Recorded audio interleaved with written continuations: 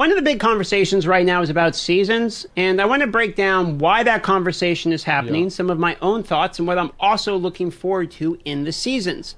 I want to start by sharing an experience in order to explain this concept, which is I got one of the best experiences in the game so far, which was getting a piece of gear that felt pretty good. I got this piece. Let's see, this a fortified damage reduction, 10.7. Damn, that's quadruple damage reduction. I wonder if that's better than having like 3 damage reduction in life too. Yeah, I wonder if that is better. I don't know. It is? Yeah, maybe. Piece of gear, I'm not sure. And I got 4 damage reduction rows that are usable on them, meaning this piece of gear right here felt amazing it's to a pretty get. Strong I piece felt of like gear. I had gained some progression of my character, and it felt like a peak moment for me. That is because at the end game of this game, and I'm not necessarily at end game on this Necromancer yet, right. I am in World Tier 4. I am pushing through Nightmare Dungeons, but I'm only level 79, admittedly. But in the end game, it really boils down to Nightmare Dungeons, trying to defeat Uber Lilith, and then min-maxing your gear, which is what these pants fall under. It is one of those 3, and that is currently... And they all feed into each other, too. ...the in-game experience. And so because of that, I must ask myself if moments like these ones are going to keep me into the game for multiple years. Again, I try to look at this from both perspectives. I've been fairly... I think that it's fun to do for a few times, but, like, after you already do this shit a couple of times, like... You need to have new items and, like, new stats and stuff. Positive about the game, but I have seen a lot of criticism when it comes to the end game. So this video is me trying to open myself up to that conversation and understand it from that perspective. And because of that, if I am trying to be blatantly aware, I don't think just getting new items and min-maxing each of these slots would keep me interested for years to come. No. And because of that, that brings us back to the season conversation of feeling like Season 1 has a lot of pressures on the shoulder for Blizzard. I think where currently people are standing is they are really looking to see any notification from Blizzard in order to know where they plan to go with this game. I think this And that's the thing, right? Is like a lot of the people that are Diablo fans that are talking about the game on YouTube, right? I mean, like, Diablo has, like, a massive silent majority of people that are just, you know, they heard about Diablo 4 because they saw a commercial for it, right? Or they saw the Megan Fox commercial, like, oh, maybe I'll try this game, right? Sure, there's a lot of those people. However, like, the people that are, like, way more serious about the game, these are people that probably also played, they also played Path of Exile, right? They played these other games. So, like, they know, they played Diablo 3. So a lot of these people know, like, what they want to see and what they don't want to see. It's very obvious if we actually look at the current patch notes. One of the feedbacks I've seen from I don't give a fuck if Season 1 is good or not. I don't even think Season 1 is going to be that crazy. I'm going to be honest. I think what I care about is Season 6. I care about Season 10. Because, like, I mean, PoE, like, PoE has bad seasons. Okay, that's fine. I know that the developers of PoE are smart. And I trust them to make the right decisions. So if they have a season that, like, doesn't really appeal to me, I'm not that interested in it, that's okay. Because I just wait for the next one, it's not a big deal. But, like, with Diablo 4, I do think that obviously there's a lot of pressure for this, definitely. What I want to see from the first season is I want to see, like, more end-game content. Like, a couple more end-game systems. Even though these are mostly changes that we, the community, directly asked them for, teleporting to dungeons, experience in dungeons, even the balance changes that got somewhat of flack, we literally asked for generation for things like Fury, Spirit Essence, etc. We more or less wrote a good amount of these patches. Even these sort of buffs, for instance, do have negative connotation in them, which are fair enough points, because people will say that, oh, 1 to 5% buff, who cares? That doesn't fundamentally change the game. Probably not. Which they're correct. It does not fundamentally change the game. It is minor buffs. But what it does is show that the focus from the audience isn't necessarily on these minor changes, but that people are really looking forward to new content, which is where the major point of this conversation comes in. Well, it's also the vision of what the game is and where the game is going to go. The vision is what people are really waiting to see. Is this game going to become interesting? Is it going to just be the same bullshit that we've seen before? Are they just going to do Diablo 4 seasons the same way as they did Diablo 3 seasons? I think it makes sense because, like, with PoE, there's a new system every season. There's new bosses almost every season, and it changes the meta up a lot. What it really boils down to is at some point, the majority of players, either casual or in-game, are going to hit a point where they feel like they need something else to do in the game. Yeah. That is happening fairly rapidly for in-game players, and casual players, the average player, are slowly starting to get there.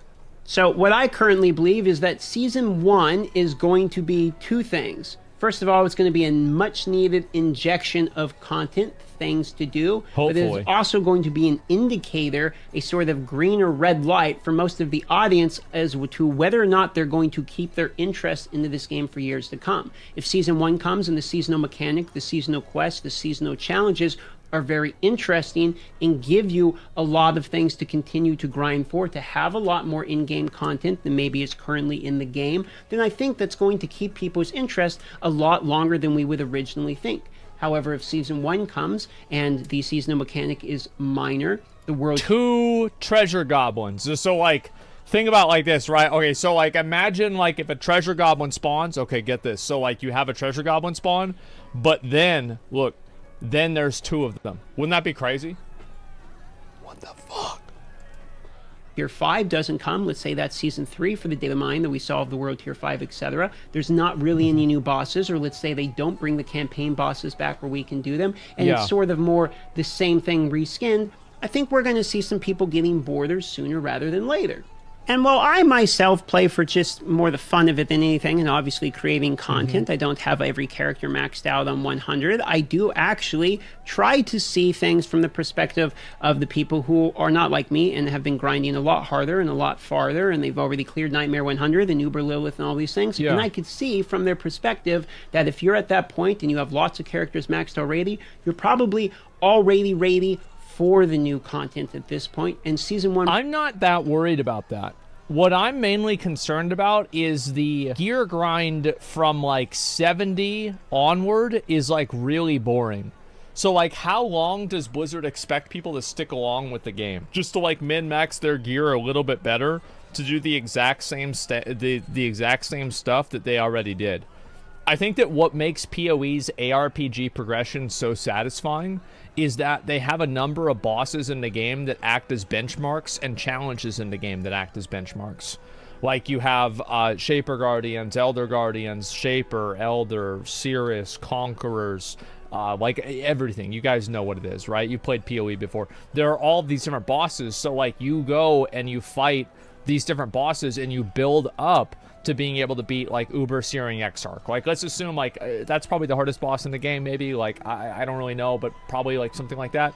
So let's say Uber Searing Exarch is the hardest boss in the game, and you compare that with Uber Lilith. If all you had in PoE was Uber Searing Exarch and tier and maps, and there were no special bosses, there was nothing in between these two things, the game would suck. So it's about having things in the middle to where everybody can take steps towards that.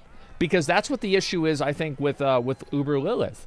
Is that Uber Lilith is like this insanely, ridiculously fucking hard fight that comes out of nowhere. Like, it's completely out of nowhere. Like, what the hell is this? It's like 5 times harder than, like, anything else in the game.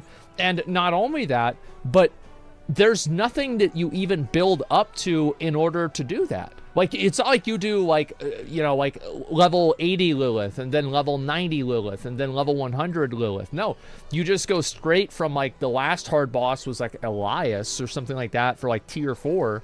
And then you go to Uber Lilith. That's insane. There needs to be more challenges in that period that, like, you can work towards over time. I think that's what's really missing. Really needs to deliver for those people. And while a lot of us are still making new characters and experiencing the game, every time that we do make a new character and experience the beginning of the game, we're experiencing it for the 2nd, 3rd, 4th, or 5th time at this point. So I do think that going into the further in-game seasons, it's got some weight on its shoulder. I think Season 1 is going to be sort of a make or break it point. I really hope they hit it out of the park. both because I want to see longevity in the game. Obviously, I would like to continue to create content on it for the years to come. But I also think that it's going to be important for the people that are the really, really hardcore audience in this game that have, I'm talking to people that got 5 100s already or 3 Jesus, 100s, whatever. what the fuck? They've already cleared Uber Lilith. Holy shit. Nightmare Dungeon 100. The people that are hardcore loving the game, I think those people are probably ready for some content. Those people, I actually don't think Blizzard should really do anything to like keep those people engaged, because it's impossible to make those people happy. They're playing the game 15 hours a day. They're like 0.01% of the population. Like, you should look at them as mining canaries, as like, if these people are unhappy with the system, are the average players going to be unhappy with it in like a month whenever they get to the same spot? And like, so I think that those players do have a value, but trying to keep up with how fast they consume content is impossible. Like, it's impossible to do. What they really need to do is they need to move, like, let's say the game has like, let's section the game off into like 5 different parts. I think sections 4 and 5 need the most work. Like 4 and especially 5, but like, again, that kind of goes towards like the, you know, like a minority player base. But like 4 and 5, there's just really not a lot to do that's interesting or transformative at the end game, other than just running the same dungeons over and over and over. And the dungeons don't change enough for them to be interesting. It's the exact same dungeon. However, I do still firmly believe most people don't have a level 100 at this point. Most people are probably at the level 70, maybe 80 level or so. Most people don't have many alts, and there's still plenty of content left for people to absorb in this game. But I am seeing an increase in comments, both as well as YouTube, as well as the live stream, from people saying that they are now ready for new content, or they're hoping for new things to come into the game. And it's starting to feel like the tipping point is going a little bit from one way to the other. So Season 1 for me, and the point of this video, is I think Season 1 is going to be fairly important when it comes to actually delivering content. Now, if you're curious, I do think Season 1 matters a lot for Diablo, especially from like a reputation and perception point of view. But personally, I don't really care if Season 1 is good or not, because if it's not, I'll just play something else until they make it better. I understand that Path of Exile took many years to get to where it's at now, and I'm willing to let Blizzard take time to improve the game. You know, like, I'm not paying a sub fee. I already bought the game, and I got my money's worth easily, many times over with this game, if you value it $1 per hour. So I'm just waiting for D4 sponsor. I actually don't have a D4 sponsor. It is a GameStop sponsor. Yes, keep that in mind. Nice try. Yeah. GameStop sponsored us to buy their to promote their bundle, not Diablo 4. Anyway, point that I'm making here is that I don't really think that it's gonna have like, I don't think that Season 1 is gonna be, it's not gonna, like, Season 1 is not going to take Diablo 4 and catch it up to PoE. It's not gonna happen. Like, this is gonna take probably like minimum 2 years, and realistically 3. The "it just came out" excuse doesn't make sense to me whenever it's applied to Blizzard. I think it does. I mean, and again, like, I think it's a personal value proposition. And on a personal level, I feel like I have received my value out of playing Diablo 4. How many of you guys that played Diablo 4, you played it for over 50 hours? You got your fucking money's worth. Okay? You got your fucking money's worth. So anything that they do on top of that, I'll be happy. I just want to see them improve the game. I want to see it happen. Season 1 is not a make it or break it for me, but Season 6, Season 10, that's where the vision is going to come in. And I am very concerned that their vision is just going to be doing bullshit buffs and nerfs and not actually making the end game better. That's what my concern is. Who cares about Season 6 now? Because Season 6 is an indicator. Remember what I was talking before about like how I did reviews for live service games based off of a trajectory? If I understand where the trajectory is going, I will be more or less hopeful for a game. So what I care about is that. I care about trajectory and where I think the game is going in general. Why are we not taking into account quality of content? Pay $200 to someone in a pool, and that pool's full of shit. Did I get my money's worth? I don't know. I think the quality of content, like, I can't speak for anybody else. All I can say is that I played Diablo 4 a lot. I've enjoyed the game for pretty much all the time I played it, minus like a handful of periods. And I think I got my money's worth for the game. Like, I don't know. Like, am I crazy? I got my money's worth, but it's not a great game yet. It has potential, but we'll see what happens. Yeah, and it's a live service game. I think this video is very accurate, though, that a lot of people are going to be judging Diablo 4 off of this first season. Like, this first season matters a lot for Diablo 4. And if they do it wrong, or it's not... people don't view it. It doesn't have at least as much content as the PoE seasons have. I think people are going to be worried. I think that if they announce, you know, there's like a couple new bosses and there's a new system that you can use, it's like the Herodric Cube or some bullshit, I think people will be happy. But if it has less content than an average PoE season, that's what's going to make people worry. Because that's what everybody, let's be honest, that's what everybody is going to be judging it off of. Because PoE is the benchmark, PoE is the gold standard, and if they don't hit that benchmark, then why are people not just playing PoE? So that's what I think. This is Darth Microtransaction video. He's got 200,000 subs now. Look at that. Holy shit. He just made his video about 100k subs just recently. Good for him. Make sure to be one of them.